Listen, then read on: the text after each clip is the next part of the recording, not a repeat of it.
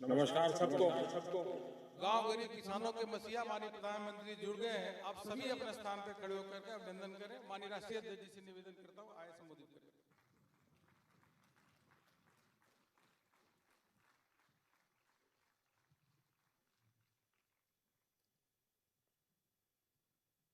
आज के इस कार्यक्रम में हम सबके बीच में उपस्थित भारत के यशस्वी प्रधानमंत्री, हम सबके प्रिय नेता आदरणीय श्री नरेंद्र मोदी जी, यहाँ उपस्थित हमारे राष्ट्रीय कार्य समिति और राष्ट्रीय पदाधिकारी के सभी सदस्यगण और हमारे सांसदगण और देश भर में लगभग 1800 स्थानों से जुड़े हुए हमारे भारतीय जनता पार्टी के प्रदेश के, जिला के और मंडल से भी जुड़े हुए हमारे कार्यकर्ता बंधु, यह हमारा सौभाग्य है कि आज हम सबको हमारे भारत के यशस्वी प्रधानमंत्री, हमारे नेता आदरणीय श्री नरेंद्र मोदी जी का मार्गदर्शन हम सबको मिलेगा। मैं अपनी ओर से, आप सबकी ओर से और जो लाखों कार्यकर्ता विभिन्न स्थानों से जुड़े हुए हैं, उन सब की ओर से आदरणीय प्रधानमंत्री जी का हार्दिक अभिनंदन करता हूं, स्वागत करता हूं। हम सब जानते हैं कि प्रधानमंत्री जी का हमेशा हम सबको समय समय पर मार्गदर्शन मिलता रहता है और पार्टी को भी उनकी पार्टी को दृष्टि और दिशा, यह भी हम सबको समय समय पर मिलता रहता है। अमृतकाल आने वाले 25 वर्ष में आर्थिक दृष्टि से भारत की नींव रखने का ये जो संकल्प है, इस संकल्प को आदरणीय प्रधानमंत्री जी की ने जो सोच रखी और उसको एक अमली जामा पहनाकर कार्य रूप देने का जो प्रयास किया है, वह सच में देश को एक नई छलांग के साथ विकास की ओर ले जाएगा, यह हम सब लोग जानते हैं। आत्मनिर्भर अर्थव्यवस्था, इस पर हम सबको आज उनका मार्गदर्शन मिलने वाला है। और वैसे भी प्रधानमंत्री जी का और उनकी रुचि पार्टी के प्रति हम सब लोग जानते हैं, हमेशा रही है। उन्होंने हमेशा पार्टी को दिशा देने में, मार्गदर्शन करने में उनका हमको हमेशा सहयोग मिलता रहा। हम सबको याद है कोरोना काल में जब सारी पार्टियां लगभग एक तरीके से लुप्त हो गई थी, तो उस समय उनका मार्गदर्शन हम सबके लिए बहुत ही काम आया और उन्होंने हमको दिशा दी। सेवा ही संगठन है और सेवा ही संगठन में भारतीय जनता पार्टी तो जुड़ी ही जुड़ी। उन्होंने सारे देश को जोड़ करके इस संक्रमण से लड़ने में हम लोगों को दिशा दी और हम लोगों को मार्गदर्शन दिया, ये हम जानते हैं। वैसे ही समय समय पर आर्थिक दृष्टि से भी उनका मार्गदर्शन हम सबको मिलता रहता है। बजट के बाद देश किस तरीके से आगे बढ़ेगा, इसके बारे में उनका हमेशा हम सबको मार्गदर्शन मिला है। उन्होंने 5 ट्रिलियन इकोनॉमी पर हम किस तरीके से आगे बढ़ रहे हैं, कोरोना के संक्रमण के बावजूद देश आगे बढ़ने के लिए अग्रसर है। और अगर हम अपनी जीडीपी देखें तो उससे भी ये ध्यान में आता है कि इन सारे संक्रमणों के बाद और इन सारी मुसीबतों के बावजूद भी देश ने आर्थिक दृष्टि से आगे बढ़ने का संकल्प जो रखा है, उसको उन्होंने गति दी है और देश आर्थिक दृष्टि से सही दिशा में चला है, ये हम सब लोग जानते हैं। सामाजिक न्याय, समानता, सम्मान, सबका साथ, सबका विकास, सबका विश्वास और सबका प्रयास, इस मंत्र को लेकर के उनके नेतृत्व में हम सब लोग चल रहे हैं।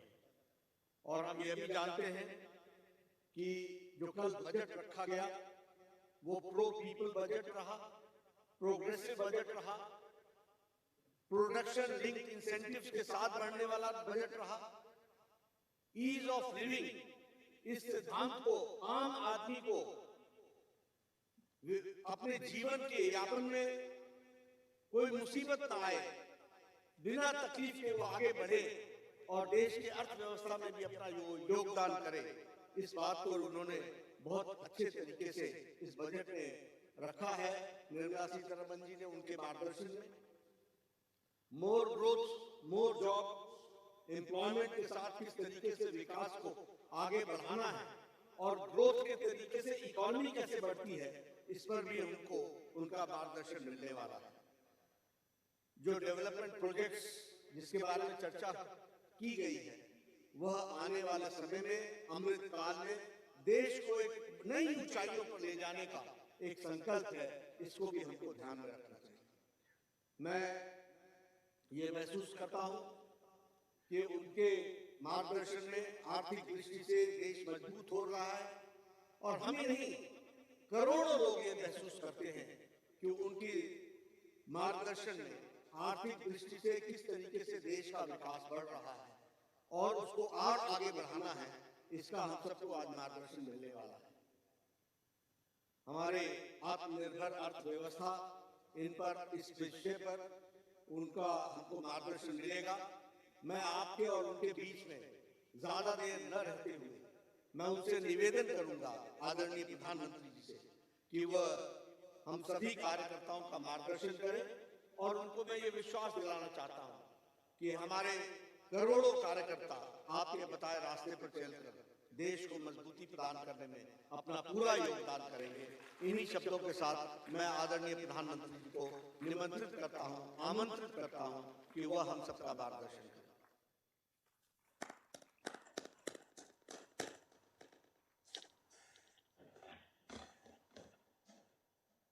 धन्यवाद आदरणीय अध्यक्ष जी। नमस्कार।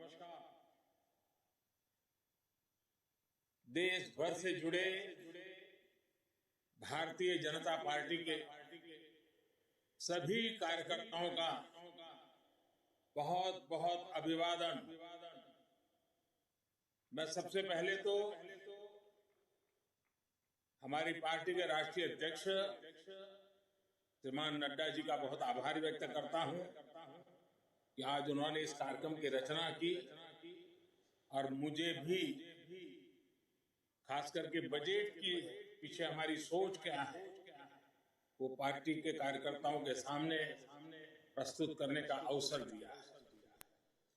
वैसे कल निर्मला जी ने बहुत ही खूबसूरती से, बहुत ही अच्छे ढंग से और बड़ी कोशिश करके कम समय बजट के कुछ पहलुओं को हमारे सामने रखा। बजट स्पीच में पूरा बजट तो संभव नहीं होता क्योंकि बजट अपने आप में एक बहुत बड़ा दस्तावेज होता है, बहुत बारीकियां होती है और सदन में उन सब चीजों पे बोलना संभव भी नहीं होता है। मैं भी आज आपसे जो बात करूंगा वो भी शायद बजट का एक बहुत छोटा सा हिस्सा बोल पाऊंगा क्योंकि इसमें इतने विषय होते हैं, लेकिन जब विभागवार चर्चाएं होती हैं और ये साल भर का काम है, उसको 1 घंटे में बता देना बड़ा कठिन होता है। फिर भी जब अध्यक्ष जी ने कहा कि इसके पीछे सरकार की सोच क्या है जरा आप बताएं तो अच्छा होगा, तो मैंने कहा ठीक है, पार्टी का आदेश मेरे सर आंखों पर है और आज लोकसभा भी दोपहर के बाद है, तो मैंने कहा ठीक है, अगर आज सुबह हम बात कर सकते हैं तो फिर इसलिए आज आपके बीच आने का मुझे मौका मिला है। साथियों, आज देश आजादी के 75वें वर्ष में है और इस समय 100 साल में आई सबसे बड़ी वैश्विक महामारी से आज हिंदुस्तान लड़ रहा है। कोरोना का ये कालखंड पूरी दुनिया के लिए अनेक चुनौतियां लेकर के आया है और एक प्रकार से दुनिया उस चौराहे पर आकर के खड़ी है जहां पर टर्निंग पॉइंट निश्चित है। आगे जो दुनिया हम देखने वाले हैं वो वैसी नहीं होगी जैसी कोरोना काल से पहले थी। जैसे द्वितीय विश्व युद्ध के बाद, सेकंड वर्ल्ड वॉर के बाद पूरी दुनिया में बहुत बदलाव आए, पूरा वर्ल्ड ऑर्डर बदल गया, वैसे ही कोरोना के बाद दुनिया में बहुत सारे बदलाव की संभावना है। एक नए वर्ल्ड ऑर्डर की संभावना है और इसके प्रारंभिक संकेत नजर भी आने लगे हैं। हम सब ने इस बात को मार्क किया होगा, अनेक कोने से सुना होगा, बहुत सी चीजें पढ़ी होगी, और आप भी दुनिया में कहीं जाते होंगे, मिलते होंगे तो आप भी अनुभव करते होंगे। आज भारत की तरफ देखने के विश्व के नजरिए में बहुत बड़ा बदलाव आ रहा है। भारत जैसे विशाल देश को, लोकतांत्रिक देश को, और इतने बड़े समाज में इतनी बड़ी विविधताओं को संभालते हुए चल रहे देश को अब दुनिया के लोग भारत को अधिक मजबूत रूप में देखना चाहते हैं। और इसलिए पूरा विश्व भारत के लिए नए सिरे से जब देख रहा है तो हमारे लिए भी आवश्यक है कि हम हमारे देश को तेज गति से आगे बढ़ाएं, अनेक विविध क्षेत्रों में बदलाव लाएं, मजबूती लाएं। ये समय नए अवसरों का, नए संकल्पों की सिद्धि का समय है। बहुत जरूरी है कि भारत आत्मनिर्भर बने, और आत्मनिर्भर तो बने ही, आत्मनिर्भर भारत की नींव पर एक आधुनिक भारत का निर्माण हो। कल जैसा मैंने पहले कहा, निर्मला जी ने जो बजट पेश किया है, बाय एंड लार्ज हम देखें, पॉलिटिकल एंगल अगर हम छोड़ दें तो जो आर्थिक विषय के लोग हैं, समाज जीवन के लोग हैं, अखबारों में भी देखेंगे, कल टीवी चैनलों की डिबेट में देखेंगे, बजट का बहुत स्वागत हुआ है, बहुत सराहना हुई है। और आपने भी देखा होगा कि इस बजट में देश को आधुनिकता की तरफ ले जाने की दिशा में कई महत्वपूर्ण कदम है। साथियों, जब हम आज के बजट की चर्चा करेंगे तो सापेक्ष भी होती है, कुछ तो पुरानी बातों की तुलना करेंगे तब पता चलता है। बीते 7 वर्षों में जो निर्णय लिए गए, जो नीतियां बनी, पहले की जिन नीतियों में गलतियों को सुधारा गया, उस वजह से आज भारत की अर्थव्यवस्था का निरंतर विस्तार हो रहा है। 7-8 साल पहले भारत की जीडीपी 1,10,000 करोड़ रुपए की थी। आज भारत की अर्थव्यवस्था 2,30,000 करोड़ के आसपास की है। वर्ष 2013-14 में भारत का एक्सपोर्ट 2,85,000 करोड़ रुपए होता था। आज भारत का एक्सपोर्ट 4,70,000 करोड़ रुपए के आसपास पहुंचा है। 7 साल पहले करीब $275 बिलियन का विदेशी मुद्रा रिजर्व हमारे देश के पास था। आज देश का विदेशी मुद्रा रिजर्व $630 बिलियन को पार कर गया है। वर्ष 2013 में देश में $36 बिलियन का विदेशी निवेश एफडीआई था। पिछले साल ये $80 बिलियन को पार कर चुका है। कोरोना के इस काल में भी भारत ने अपनी अर्थव्यवस्था की मजबूती से दुनिया का एक विशेष रूप से ध्यान आकर्षित किया है। आज भारत दुनिया के उन देशों में है जहां के इकोनॉमिक इंडिकेटर्स में बहुत तेजी से सुधार आ रहा है और फंडामेंटल्स मजबूत है। इस साल का बजट इसे और गति देने वाला है।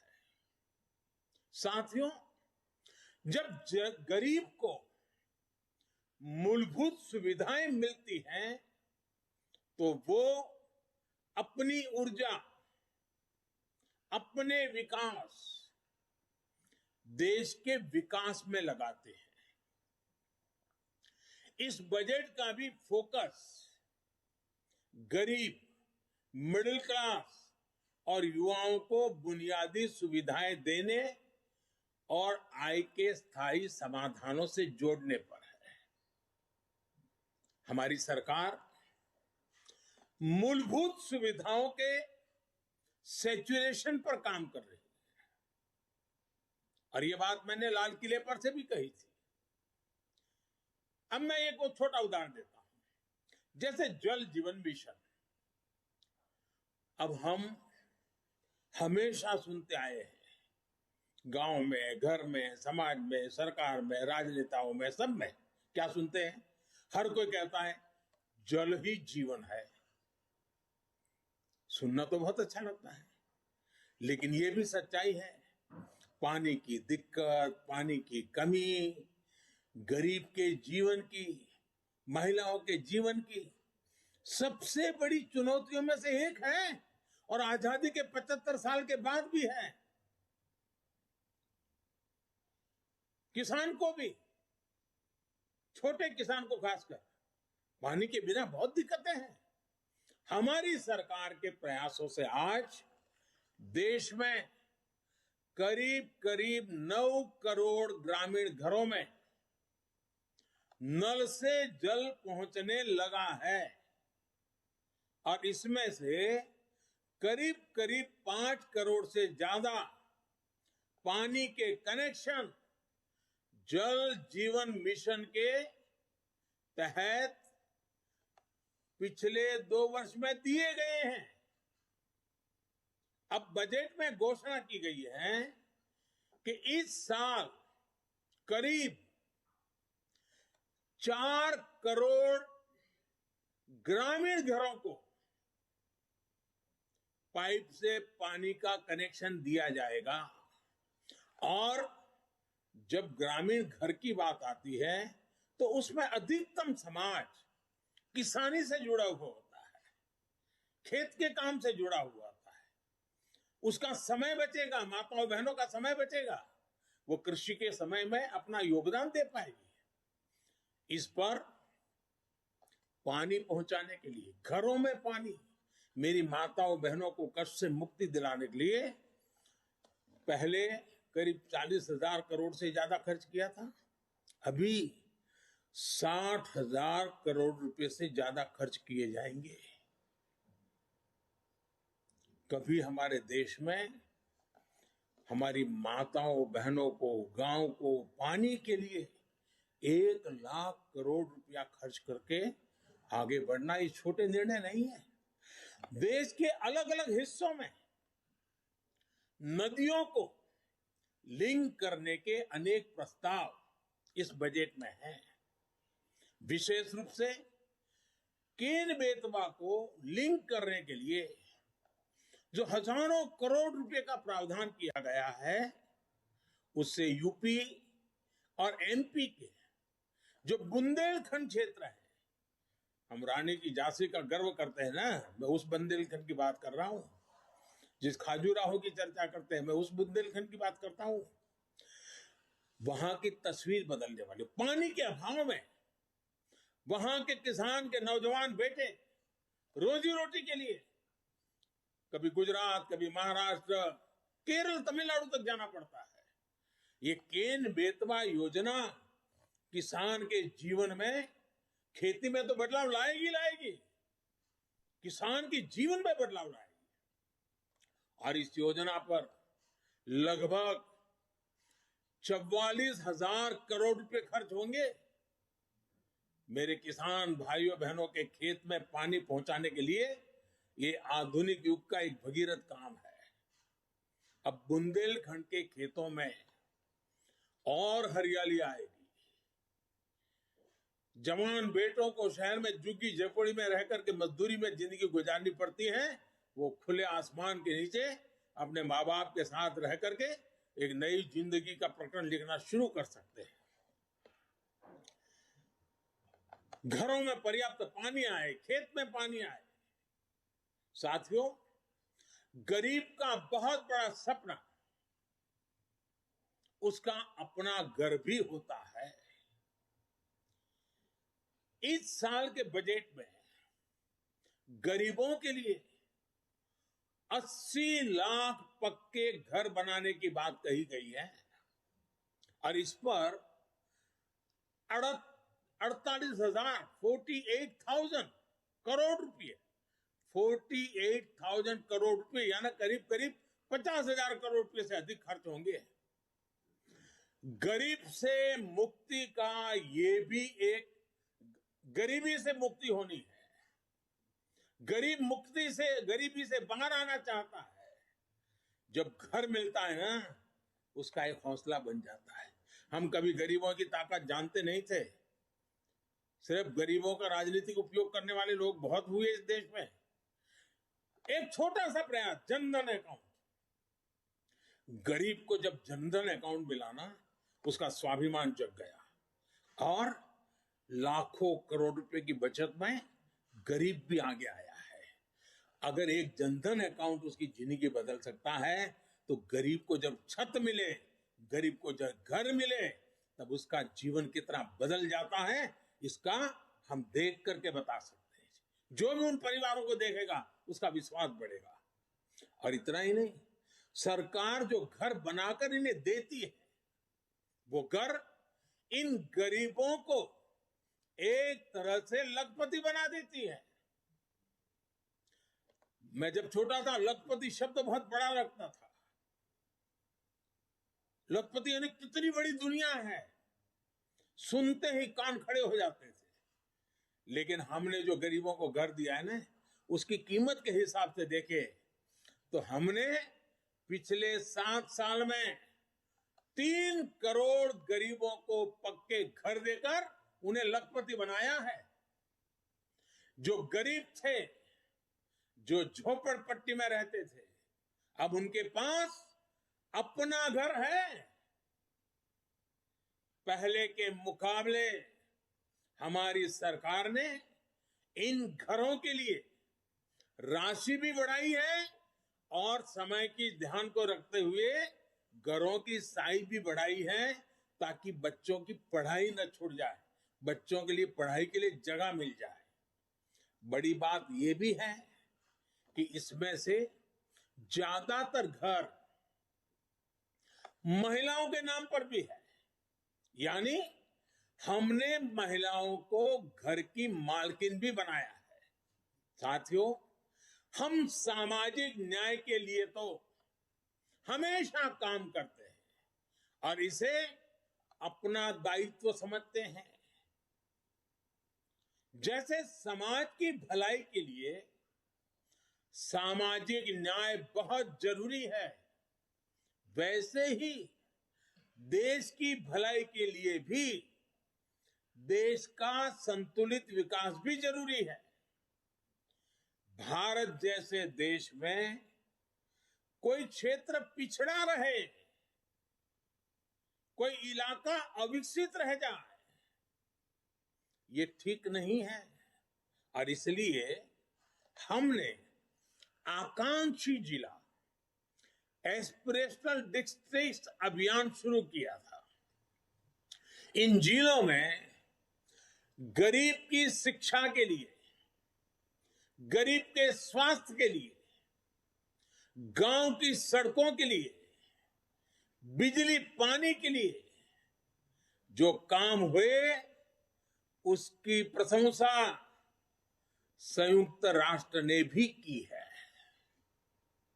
अब इस बजट में घोषणा की गई है कि आकांक्षी जिलों में राज्यों के साथ मिलकर आकांक्षी ब्लॉक प्रोग्राम चलाया जाएगा, यानी उसे और नीचे ले जाया जाएगा, यानी विकास का लाभ आखिरी छोर तक पहुंचाने का एक वैज्ञानिक तरीका है और धन का सदुपयोग करने का, संसाधनों का ऑप्टिमम यूटिलाइजेशन करने का और फोकस एक्टिविटी करने का एक रास्ता है।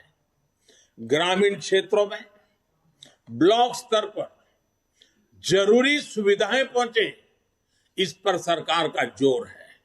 साथियों, राष्ट्र की सुरक्षा के लिए हमारी सेनाएं, एयरफोर्स हो, नेवी हो, आर्मी हो, हमारे जवान दिन रात डटे रहते हैं, जान की बाजी लगा देते हैं। लेकिन यह भी सच्चाई है कि हमारे सेना के जवान जो सीमा पर तैनात है, हमारे सुरक्षा बल के जवान जो सीमा पर तैनात है, उनको वो सीमावर्ती जो गांव है ना, वो भी एक प्रकार से किले का काम करते हैं और उन सीमावर्ती गांवों का देशभक्ति का जज्बा भी अद्भुत होता है। अभावों के बीच, संकटों के बीच, मुसीबतों के बीच सीमा पर रहने वाले छोटे गांव के लोग दिन रात देश की रक्षा के लिए सजग रहते हैं।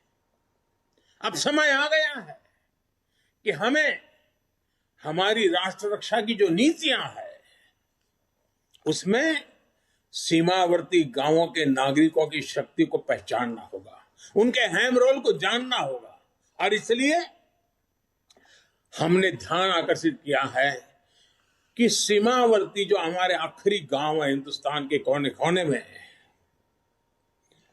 उन गांवों को विकास की यात्रा में पीछे नहीं रहने देना है। इस वजह से हम वर्षों से सीमावर्ती गांवों से पलायन होते भी देख रहे हैं। किसी भी देश की रक्षा के लिए यह पहलू ठीक नहीं है। इस बात को समझते हुए सीमा पर मौजूद गांवों के विकास के बारे में नए सिरे से सोचा गया है। एक होलिस्टिक अप्रोच के साथ हम आगे बढ़ना चाहते हैं। ऐसे गांवों में हर प्रकार की सुविधा हो, बिजली हो, पानी हो, सड़क का इंतजाम हो। इसके लिए बजट में विशेष वाइब्रेंट विलेज प्रोग्राम का ऐलान किया गया है।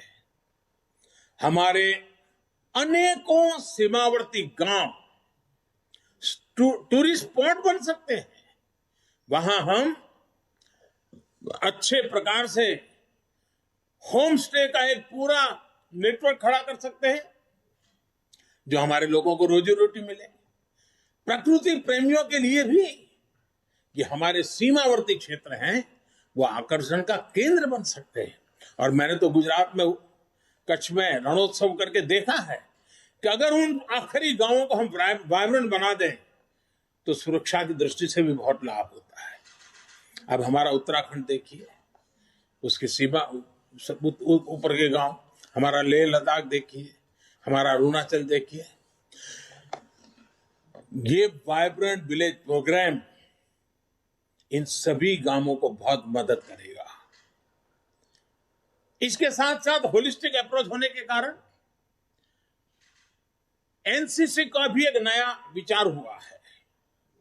एनसीसी के लिए खर्च होता है, बड़े शहरों में एनसीसी होती भी है। अब हमने तय किया है कि सीमावर्ती गांव, वो जो ब्लॉक होगा और वहां जो स्कूल होगी नजदीक में, हम एनसीसी का वहां केंद्र शुरू करेंगे, एनसीसी की गतिविधि चलाएंगे, ताकि ये सीमा पर रहने वाले बच्चे एनसीसी से ट्रेन होकर के भविष्य में आसानी से सुरक्षा बलों में जाकर के राष्ट्र रक्षा का नेतृत्व कर सकते हैं। इन पहाड़ी क्षेत्रों के हमारे बच्चों की ताकत बहुत बड़ी होती है। साथियों, राष्ट्र रक्षा से जुड़े एक और बड़े अभियान की बजट में घोषणा की गई है। ये है पर्वतमाला परियोजना। ये हिमालय के क्षेत्रों में आधुनिक कनेक्टिविटी और आधुनिक इंफ्रास्ट्रक्चर को विस्तार देने वाली है। इससे पहाड़ों में आवाजाही भी आसान होगी, टूरिस्टों के लिए जाने की सुविधा तो होगी। वहां अगर तीर्थ क्षेत्र है तो वहां जाने वाले तीर्थ यात्रियों को सुविधा होगी, लेकिन साथ साथ हमारी सेना को तो लगातार उन क्षेत्रों में जाना होता है, उनके लिए भी ये बहुत सुविधाजनक होगा। इसका बड़ा लाभ हमारे हिमाचल, उत्तराखंड, जम्मू कश्मीर, लेह लद्दाख, नॉर्थ ईस्ट के हमारे कुछ क्षेत्र, वहां के भाइयों बहनों को मिलेगा। हमारे पहाड़ों के लोग बहुत प्रतिभावान होते हैं, बहुत परिश्रमी होते हैं। सेना से लेकर खेलों तक, व्यापार से लेकर कृषि तक, कितने ही क्षेत्रों में देश को उनकी क्षमता और प्रतिभा का लाभ मिलता है। ये हमारा सौभाग्य है कि हमें उनके लिए काम करने का मौका मिल रहा है। वर्तमान से हम जब पर्वतमाला से पहाड़ी क्षेत्रों में पर्यटन को बढ़ावा मिलेगा और साथ ही पर्यावरण की भी सुरक्षा बढ़ेगी। नॉर्थ ईस्ट को लेकर भी पीएम डिवाइन नाम से एक बड़ी योजना की घोषणा बजट में की गई है। साथियों, आज समय की मांग है कि भारत की कृषि भी आधुनिक बने, नए तौर तरीके अपनाएं, किसान पर बोझ कम हो। देश की कृषि को टेक्नोलॉजी आधारित और केमिकल फ्री बनाने के लिए बड़े कदम इस बजट में उठाए गए हैं। बीते बजट में हमने किसान रेल और किसान उड़ान की सुविधा सुनिश्चित की। अब किसान ड्रोन किसान का नया साथी बनने वाला है। इसके लिए एफपीओ के माध्यम से किसानों को खेत में ही उचित किराए पर ड्रोन और दूसरी मशीनरी उपलब्ध कराई जाएगी। ड्रोन टेक्नोलॉजी से किसान को तो मदद मिलेगी ही, उत्पादन का रियल टाइम डेटा भी प्राप्त होगा। इससे जुड़े स्टार्टअप्स को फंड करने के लिए नाबार्ड के माध्यम से एक विशेष फंड की मदद भी दी जाएगी। साथियों, कृषि को हाईटेक करने के साथ साथ देश की कृषि को नेचुरल बनाने पर भी अभूतपूर्व फोकस है। दोनों पहलू पर हम बल दे रहे हैं।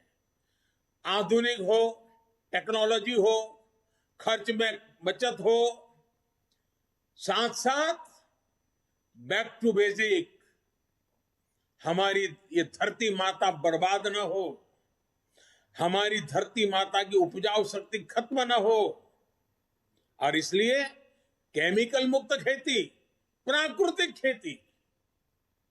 साथियों, इसके कारण किसानों की जो खेत में इन्वेस्टमेंट खर्च होता है, लागत घटाने में बहुत बड़ी मदद मिलेगी। कृषि को ये अधिक लाभकारी बनाएंगे। साथ साथ ये बीमारियों से मुक्ति दिलाने का बहुत बड़ा अभियान भी है, जिसका सबसे अधिक लाभ हमारे छोटे किसानों को होगा। देश के अनेक हिस्सों में जीरो बजट प्राकृतिक खेती पर काम चल रहा है। छोटा किसान, और हमें यह देखना होगा, जब हम किसान की बात करते हैं तब हमारी प्राथमिकता छोटा किसान ही रहनी चाहिए। 80-85% हमारे छोटे किसान हैं। अगर एक बार हमारा छोटा किसान मजबूत बनता है, ताकतवर बनता है, देश की ग्रामीण जीवन बदल जाता है। और इसलिए हमने इस पर बहुत ध्यान केंद्रित किया है। हमने देखा है देश में कौन सी बातें हम सुनते आए हैं। गरीबी हटाने की बातें तो हुई, लेकिन होता क्या था, और वो गलत होता था, मैं नहीं कहता। कहीं इंडस्ट्रियल कॉरिडोर बनते थे, कहीं इकोनॉमिक कॉरिडोर बनते हैं। हमने भी आकर देश में 2 डिफेंस कॉरिडोर बनाए हैं, लेकिन अब हम देश में पहली बार एक और कॉरिडोर बना रहे हैं, जो इस बजट में घोषणा की गई है। प्राकृतिक खेती का कॉरिडोर, नेचुरल फार्मिंग का कॉरिडोर बनाने की दिशा में बढ़ रहे हैं। नेचुरल फार्मिंग का कॉरिडोर लगभग 2500 किलोमीटर लंबा होगा, करीब 10 किलोमीटर चौड़ा होगा, और पहले चरण में उत्तराखंड, उत्तर प्रदेश, बिहार, झारखंड और पश्चिम बंगाल में मां गंगा के किनारे 5-5 किलोमीटर चौड़ा, दोनों तरफ 5-5 किलोमीटर नेचुरल फार्मिंग का एक कॉरिडोर तैयार किया जाएगा। पूरी इकोसिस्टम बनेगी, उसकी प्रोडक्ट की वैश्विक वैल्यू बढ़ने वाली है। खेती के जीवन को बदलाव लाने का ये एपिक सेंटर बन जाएगा। ये कॉरिडोर पूरे हिंदुस्तान के किसानों के लिए प्रेरणा का कारण बनने वाला है। और इन सारे कारणों से जो हमारा गंगा स्वच्छता अभियान चल रहा है, उसमें एक बड़ी मदद मिलेगी, क्योंकि खेत में जो केमिकल उपयोग होता है, जब बारिश आती है तो केमिकल का काफी हिस्सा बहकर के पानी में जाता है, नदी में जाता है। 5-5 किलोमीटर प्राकृतिक खेती जब होगी, केमिकल फ्री खेती होगी, ऑर्गेनिक उत्पाद होंगे, तो वो जो केमिकल का प्रवाह गंगा जी में आता था वो भी बंद होगा, मां गंगा भी शुद्ध होगी। एक प्रकार से मां गंगा जी का बजट का कुछ हिस्सा भी किसानों के काम आएगा। और ऑर्गेनिक उत्पाद की आज बाजार में कीमत बहुत बड़ी है, दुनिया में मांग है, और भारत विश्व के कृषि बाजार में बड़ी ताकत के साथ जाने का रास्ता ऑर्गेनिक खेती है।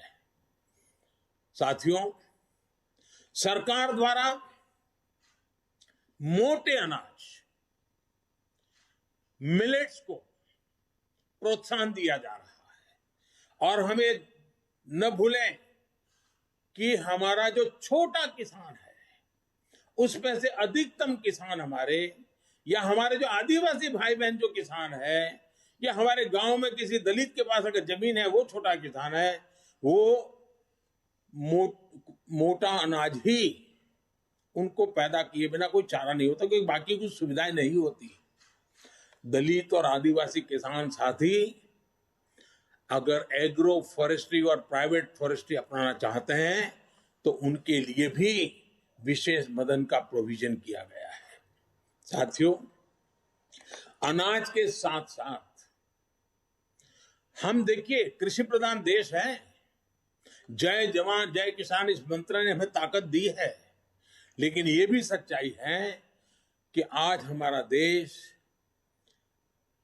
80,000 लाख करोड़ रुपए का तेल, खाने का तेल बाहर से लाना पड़ रहा है, क्योंकि हमारी आदतें बदलना दी है।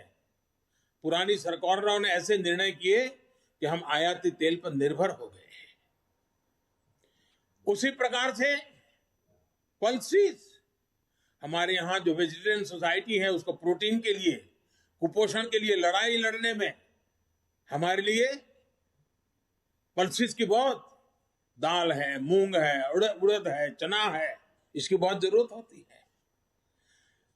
अब हमारे लिए आवश्यक है कि हम खाने के तेल में आत्मनिर्भर कैसे बने, हम दाल पल्सेस में आत्मनिर्भर कैसे बने, और इसलिए खाने के तेल में आत्मनिर्भरता के लिए एक राष्ट्रीय मिशन अभी अभी देश में प्रारंभ किया गया है। और हर साल जो लाखों करोड़ रुपए हम खाद्य तेल खरीदने के लिए विदेश भेजते हैं, वो पैसे मेरे देश के किसानों के व्यय जाए, जो खेती में पसीना बहाने वाला हमारा किसान है उसके नसीब में आए, उसलिए हम योजनाओं पर बल दे रहे हैं। अन्नदाता को ऊर्जादाता बनाने का भी एक बहुत बड़ा अभियान निरंतर चल रहा है, जिसके माध्यम से खेत में ही सोलार पैनल लगाने के लिए मदद दी जा रही है। आदिवासी किसानों को भी वनोपज से अधिक लाभ हो, इसके लिए बड़े स्तर पर वन धन योजना सफलता के साथ चल रही है और बजट से उसको बल भी दिया जा रहा है। साथियों, सरकार ने हमेशा किसानों के हित में हर जरूरी कदम उठाए। अब आप देखिए, बजट में रिन्यूएबल एनर्जी का खर्चा पड़ेगा, लेकिन उसमें एक महत्वपूर्ण खर्चा है किसानों के लिए सोलर पंप। अगर सोलर पंप हम सबसे ज्यादा किसानों के पहुंचाएंगे, सूर्य शक्ति से चलने वाला पंप, किसानों को रात को जागना नहीं पड़ेगा, दिन में ही अपने खेती कर लेगा, पानी पहुंचा देगा, शाम को परिवार के साथ अपना समय बिता पाएगा और उसका खर्च भी कम हो जाएगा। इसके लिए भी सोलर पंप का बहुत बड़ा बजट हमारे किसानों तक हम पहुंचा रहे हैं। साथियों, पिछले बजट में फर्टिलाइजर की सब्सिडी 80,000 करोड़ रुपए से भी कम रखी गई थी, 79,000 करोड़। लेकिन कोरोना के कारण अंतर्राष्ट्रीय कीमतों में सप्लाई चेन में गड़बड़ होने के कारण बहुत बड़ा उछाल आया। अब जहां हम करीब 80,000 करोड़ का प्रावधान किया था, हमें 60,000 करोड़ और लगाने पड़े। करीब करीब 1,40,000 करोड़ रुपया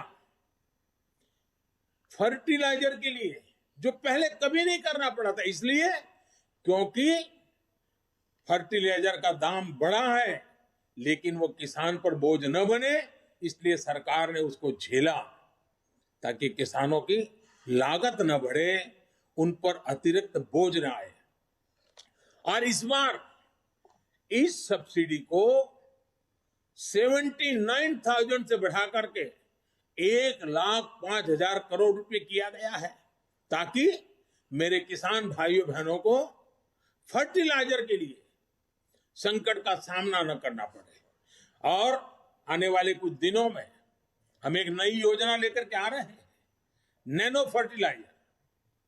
किसानों की बहुत बड़ी मदद करने वाला एक बहुत बड़ा अहम, हमारे वैज्ञानिकों की मदद से हमने अनुसंधान किया है, जो इस बजट में भी इसका सीधा उल्लेख नहीं किया है, लेकिन उस दिशा में हम काम करने वाले हैं। इसी प्रकार एमएसपी को लेकर भी अनेक प्रकार की बातें फैलाई गई है, लेकिन हमारी सरकार ने बीते सालों में एमएसपी पर रिकॉर्ड खरीद की है। सिर्फ धान की ही बात करें, धान की, जो सीधे सीधे छोटे किसान की जिंदगी से जुड़ा हुआ है, और छोटे किसान की खेती जेब के लिए नहीं, जीवन के लिए होती है। सिर्फ धान को ही अगर बात करें तो इसी सीजन में किसानों को एमएसपी के रूप में 1.5 लाख करोड़ रुपए से अधिक मिलने का अनुमान है। बजट में प्रावधान किया गया है कि 2,37,000 करोड़ रुपए का एमएसपी किसानों के बैंक खाते में सीधे ट्रांसफर किया जाएगा। इस साल के बजट में पीएम किसान सम्मान निधि के तहत 68,000 करोड़ रुपए का प्रावधान किया। 68,000 करोड़ रुपया सीधे डायरेक्ट बेनिफिट ट्रांसफर के द्वारा किसान के जेब में पहुंचने वाला है। और ये राशि भी पिछले साल की अपेक्षा ज्यादा है। इसका लाभ भी देश के 11 करोड़ से अधिक किसानों को होगा। और छोटे किसान के लिए तो ये रकम बहुत बड़ी होती है। उसको खेती में कुछ करने के लिए हिम्मत देती है। हमारे ग्रामीण क्षेत्र को, हमारे किसानों को बेहतर सड़कों का भी विशेष लाभ मिलने वाला है। प्रधानमंत्री ग्राम सड़क योजना का बजट पिछले वर्ष की तुलना में 36% बढ़ाया गया है। वहीं रेलवे भी छोटे किसानों की मदद के लिए विशेष प्रावधान करने वाली है। साथियों, नए संकल्प लेना, उन्हें पूरा करने और पूरा करने के लिए जी जान से जुट जाना युवाओं की स्वाभाविक प्रवृत्ति होती है। भाजपा युवा आकांक्षाओं और युवा सपनों को समझती है। ये इस बजट में भी स्पष्ट रूप से दिखता है। इस बजट में स्टार्टअप्स के लिए टैक्स बेनिफिट को आगे बढ़ाया गया है। युवा इनोवेशन, रिसर्च एंड डेवलपमेंट को लेकर जितने भी प्रावधान इस बजट में किए गए हैं, वो युवाओं को इनोवेट करने के लिए प्रोत्साहित करेंगे।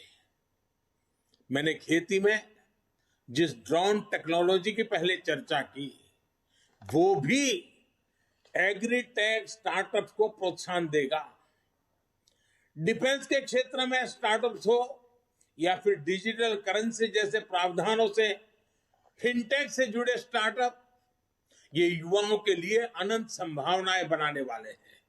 और स्टार्टअप की विशेषता है, स्टार्टअप जॉब क्रिएटर भी होते हैं।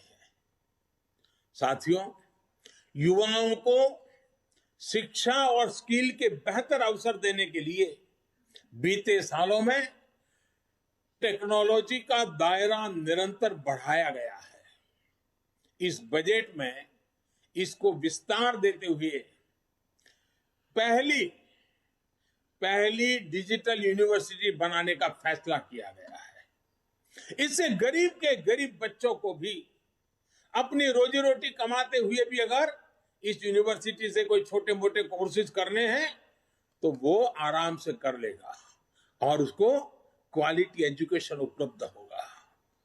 सरकार ने इस बार के बजट में स्पोर्ट्स को भी बहुत तवज्जो दी है और काफी वृद्धि की है। और हम ये न भूलें कि स्पोर्ट्स के क्षेत्र में अधिकतम हमारे किसान के बच्चे ही आते हैं। किसान के परिवार की ही वो आन बान शान बन रहे हैं। खेलो इंडिया अभियान के बजट को भी बढ़ाया गया है। स्पोर्ट्स का बजट पिछले 7 सालों में 3 गुना से भी ज्यादा बढ़ा है। इसका भी लाभ हमारे युवा साथियों को होगा। साथियों, आपने पोस्ट ऑफिस से जुड़ी अहम घोषणा की बजट भाषण में सुनी होगी। अब पोस्ट ऑफिस के खातों में भी बैंकों की तरह ही mobile banking, internet banking, ATM और ऑनलाइन फंड ट्रांसफर की सुविधा मिल पाएगी। अभी देश में 1.5 लाख से अधिक पोस्ट ऑफिस हैं, जिसमें से अधिकतर गांवों में है। पोस्ट ऑफिस में जिनके सुकन्या समृद्धि अकाउंट और पीपीएफ अकाउंट है, उनको भी अब अपनी किस्त जमा करने पोस्ट ऑफिस जाने की जरूरत नहीं है। अब वो सीधे अपने बैंक अकाउंट से ऑनलाइन ट्रांसफर कर पाएंगे। इससे गांवों में रहने वाले किसानों, मजदूरों, वरिष्ठ नागरिकों, महिलाओं को विशेष रूप से बहुत सुविधा होगी। और हम जानते हैं, हमने एक पूरे देश का किसानों के लिए डिजिटल मार्केट प्लेटफॉर्म खड़ा किया है, ई-नाम। अब ई-नाम योजना के तहत जो किसान कारोबार करता है, उसको भी अपनी फसल बेचने का सारा कारोबार पोस्ट ऑफिस में ही बैंकिंग व्यवस्था होने के कारण बहुत आसानी से मेरा किसान अपना कारोबार कर लेगा। साथियों, आज सस्ता और तेज इंटरनेट भारत की पहचान बन चुका है। बहुत जल्द सभी गांव तक ऑप्टिकल फाइबर कनेक्टिविटी पूरी होगी। 5G सर्विस की लॉन्चिंग भारत में ईज ऑफ लिविंग और ईज ऑफ डूइंग बिजनेस को एक अलग ही आयाम देने वाली है। इससे सिर्फ इंटरनेट ही तेज नहीं होगा, डेटा स्पीड ही नहीं बढ़ेगी, बल्कि रिमोट सर्जरी के लेकर स्मार्ट ट्रांसपोर्टेशन तक, अगर ड्रोन से मुझे दूर सुदूर पहाड़ के कोई फल फूल अगर नजदीक में शहर लाना है तो ड्रोन से उठा करके आराम से ले आ पाऊंगा। यानी सारे स्मार्ट ट्रांसपोर्टेशन के लिए भी ये सारी टेक्नोलॉजी गांव को, गरीब को, किसान को भी बहुत बड़ा अवसर देने वाली है। 5G सर्विसेज देश में रोजगार के नए सेक्टर्स का सृजन करेगी, युवाओं को आकर्षक अवसर प्रदान करेगी, स्टार्टअप्स को प्रोत्साहन करेगी।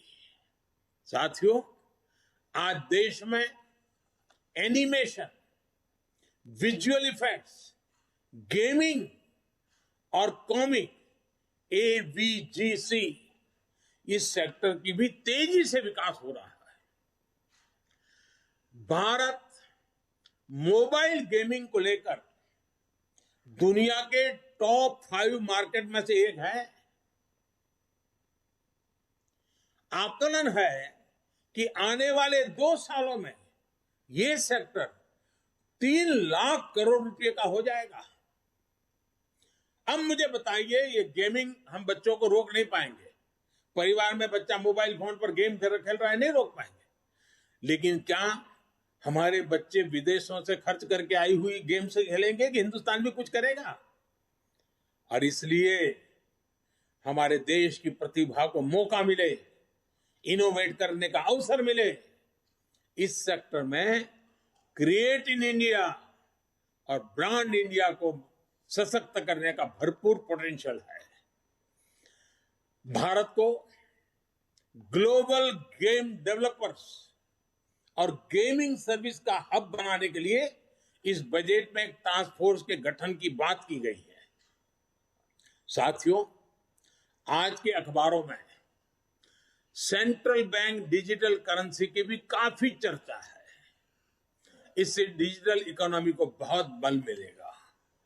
ये डिजिटल रुपया अभी जो हमारी फिजिकल करेंसी है उसी की तरह डिजिटल स्वरूप लेकर के आरबीआई द्वारा ही उसको पूरी तरह कंट्रोल किया जाएगा, मॉनिटर किया जाएगा, उसका विस्तार किया जाए।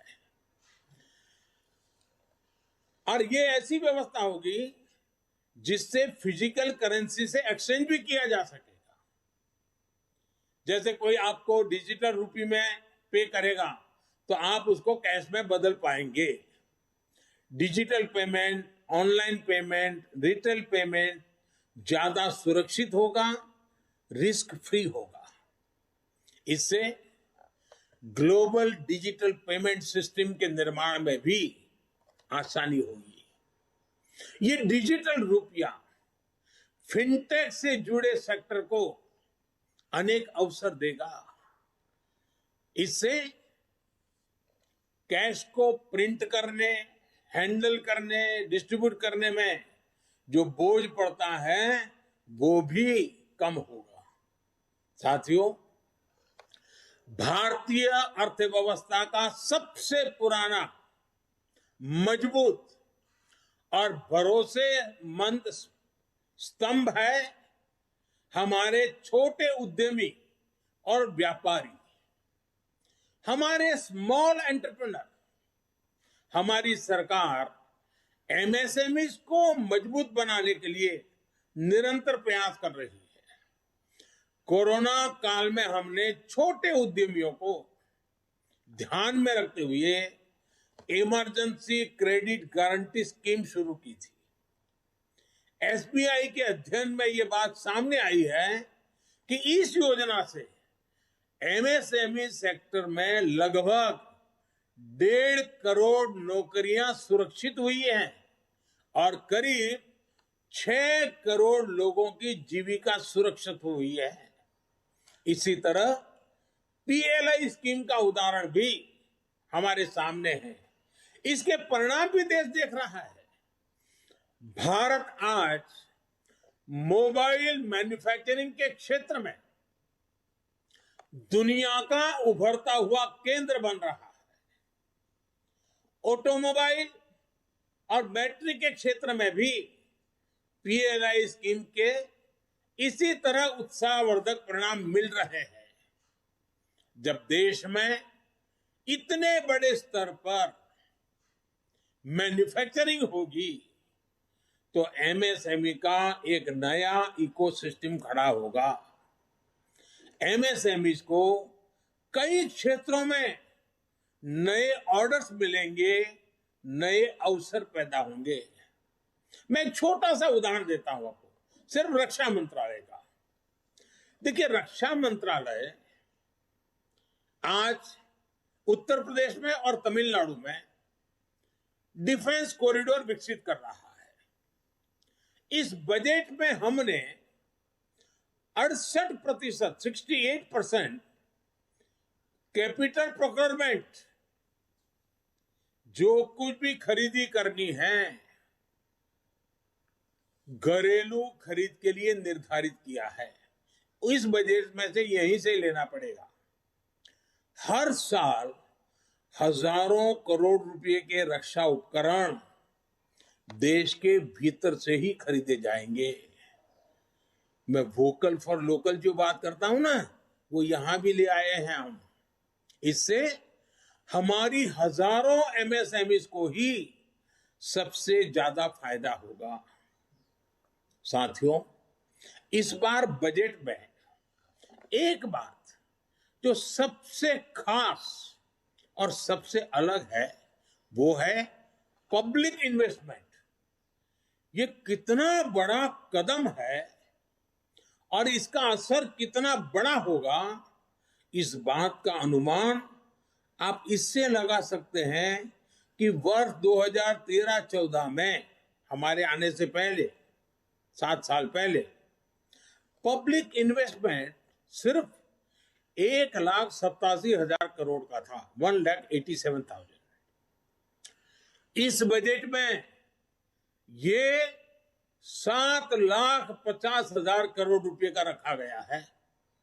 यानी यूपीए सरकार की तुलना में 4 गुना ज्यादा।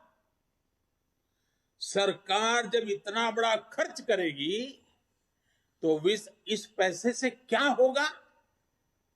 इससे देश में और ज्यादा निवेश आएगा और ज्यादा आधुनिक इंफ्रास्ट्रक्चर का विस्तार होगा। इस साथ साथ लोहा बेचने वाला, लोहा बाजार में काम करने वाला, सीमेंट बेचने वाला, सीमेंट बाजार में काम करने वाला, इस प्रकार के निर्माण कार्यों से जिनकी स्किल है उस नौजवान, यानी कितनी बड़ी इकोनॉमी की एक बड़ी एक दूसरे को इफेक्ट पॉजिटिव खड़ी होती है। और नौकरियों के लिए तो अनेक दरवाजे खुल जाते हैं। साथियों, इसके कारण देश के लिए पूंजी तैयार होगी, सामान्य मानवी का जीवन आसान भी होगा और बेहतर भी होगा। ये सब कैसे होगा, ये समझने के लिए आप अपनी सरकार के 7 साल के काम को समझिए। 2014 में देश में 90,000 किलोमीटर नेशनल हाईवे थे।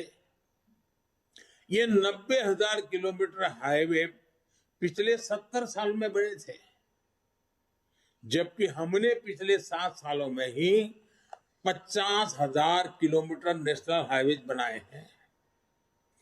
पीएम गति शक्ति मास्टर प्लान के तहत देश में हजारों किलोमीटर के नए हाईवे और बनाएंगे। इससे न केवल शहरों से लेकर गांवों और कस्बों तक बेहतर कनेक्टिविटी होगी, बल्कि इससे देश के हर कोने में इंडस्ट्री भी पहुंचेगी।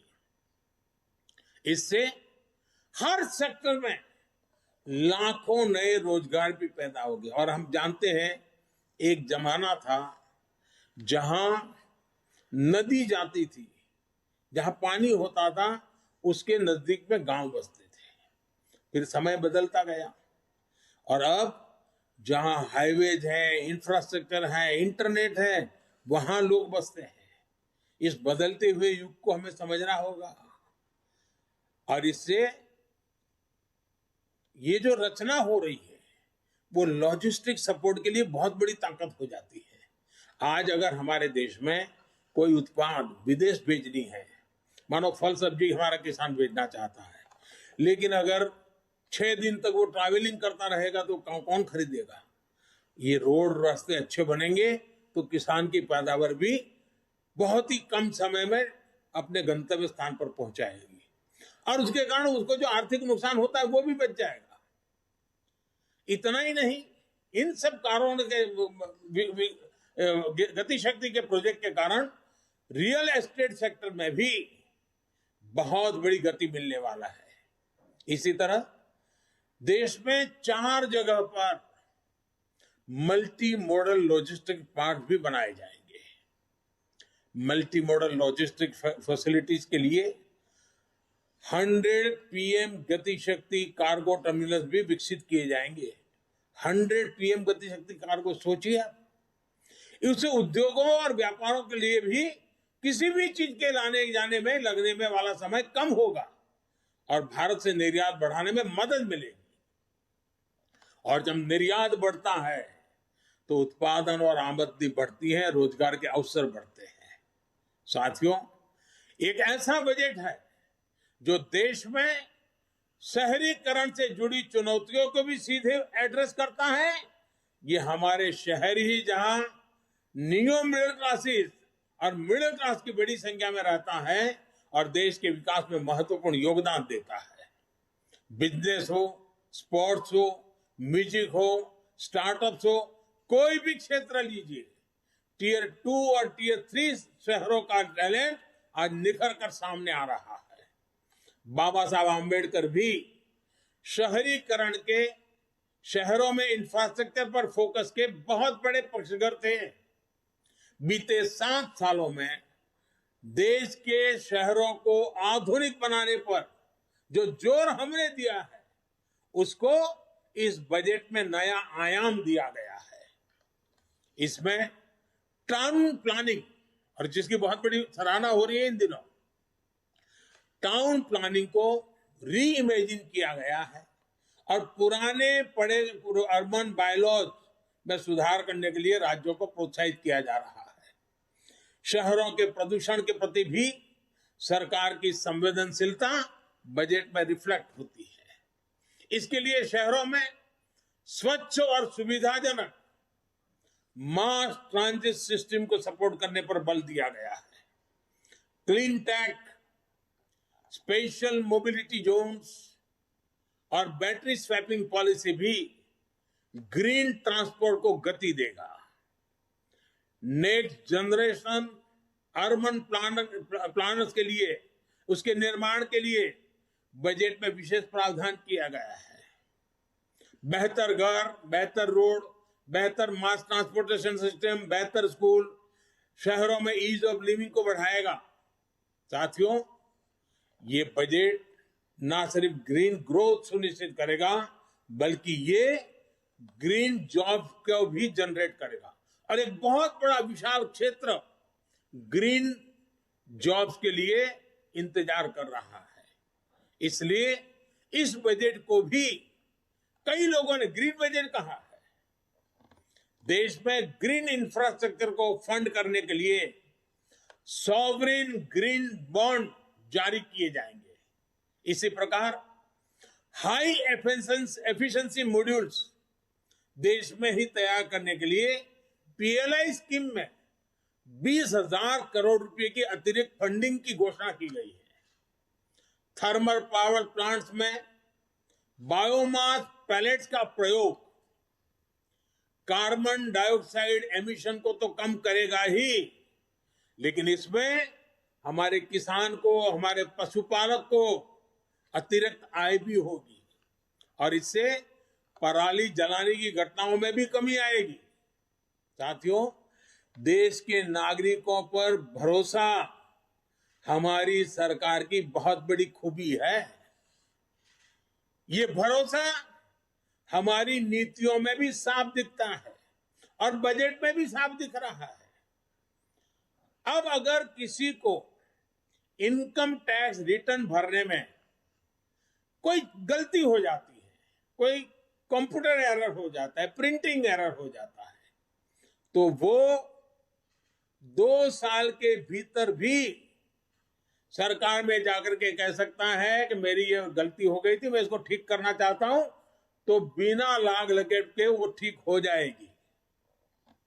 इसी तरह पहले अगर आपको अपनी कंपनी बंद करनी होती थी, हमारे देश में कंपनी बंद करने में भी मेहनत होती है, 2-2, 4-4 साल लग जाते थे। हमने तय किया अगर कोई अपना कारोबार बंद करना चाहता है तो वो 2 साल से समय घटाकर के 6 महीने के भीतर भीतर कर दिया गया है।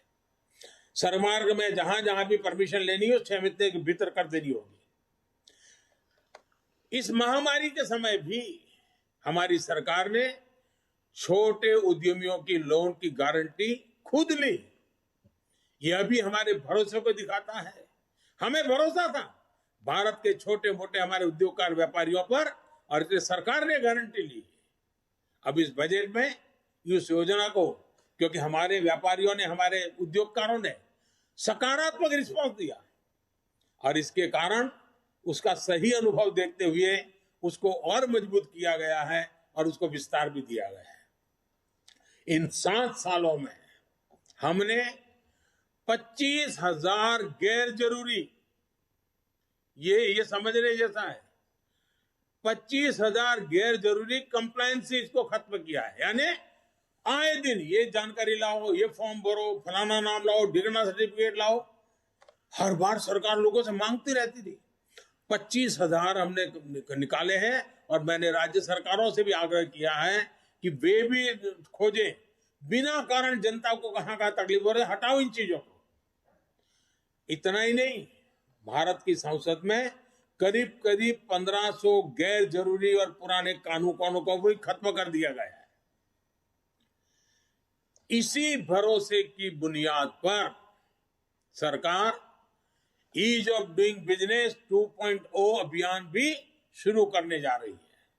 साथियों, हम सभी ने बीते 2 सालों में 100 साल के इस सबसे बड़े संकट का बहुत बहादुरी के साथ सामना किया है।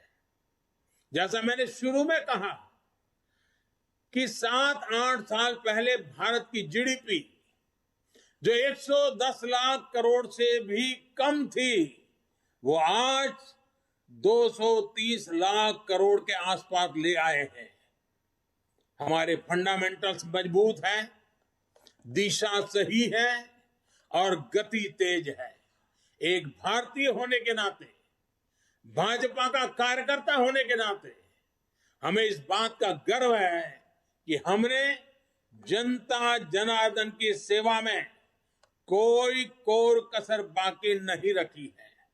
देश की जनता हमारे ईमानदार प्रयासों को समझती है। सच्चे हृदय से जिस सेवा भाव में हम जुटे हैं, उसको भी देश समझता है। अब ये हम सभी कार्यकर्ताओं का दायित्व है कि सरकार की योजनाओं के बारे में लोगों को ज्यादा से ज्यादा जागरूक करें, बजट के बारे में भी लोगों को ज्यादा से ज्यादा जागरूक करें और बजट का लाभ नीचे तक पहुंचे, उसमें भी स्थान स्थान पर लोगों को जागरूक करने का प्रयास करें। मुझे जैसे देश की जनता पर भरोसा है, वैसे ही आप सब कार्यकर्ताओं पर भी भरपूर भरोसा है। सालों से आपके साथ कंधे से कंधा मिलाकर काम करके आया हूं, आपके बीच रह करके बड़ा हुआ।